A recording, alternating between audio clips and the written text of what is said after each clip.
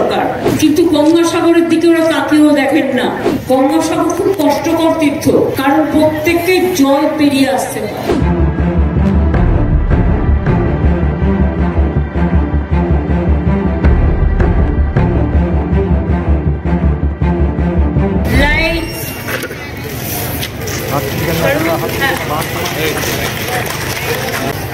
তীর্থযাত্রীরা আস্তে আস্তে আসবে, সাধু সন্ত থেকে শুরু করে যারা বিভিন্ন দোকানদার, প্রশাসনের সবাই, স্থানীয় আমার ভাই বোনেরা, মায়েরা, আমার প্রবীণ এবং নবীন সকলকেই গঙ্গাসাগরের মেলার অনেক অনেক শুভকামনা জানাচ্ছি।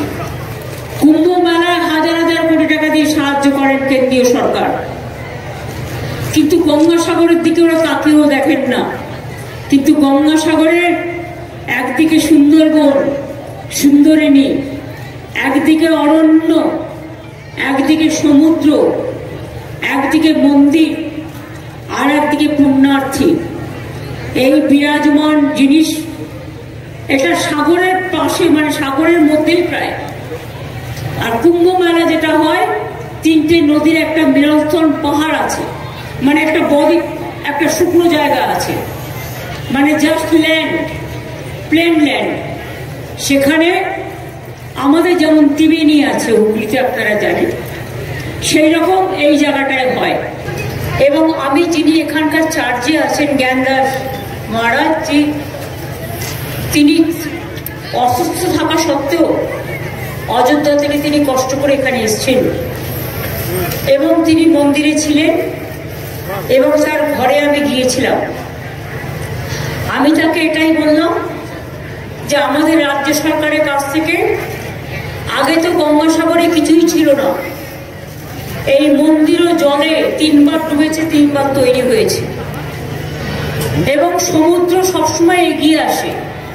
গঙ্গাসাগর খুব কষ্টকর তীর্থ, কারণ প্রত্যেককে জল পেরিয়ে আসতে হয়।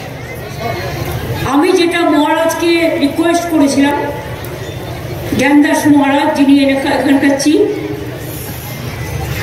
যে এখানে যা ইনকাম হয়, ওদের ইনকাম মানে কি, যেটা হচ্ছে ডোনেশন, বা ধরুন অনেকে চাঁদা দেয় কপিল মুনি আশ্রমে সারা বছরে, গঙ্গাসাগর মেলার সময় ওদের একটা কোটি কোটি মানুষ, 1 কোটির ওপর মানুষ আসে, প্রচুর টাকা ওদের জমাও পড়ে। সেই টাকাটা ওরা অযোধ্যায় নিয়ে চলে যায়, কারণ সেখানে ওদের একটা মন্দির আছে। আমি বলেছি যে আপনারা এবারের টাকা থেকে 25% টাকা দিয়ে, যাতে এই মন্দিরটা ডুবে না যায় জলে, আপনারা ওই জায়গাটা কমপ্লিট করে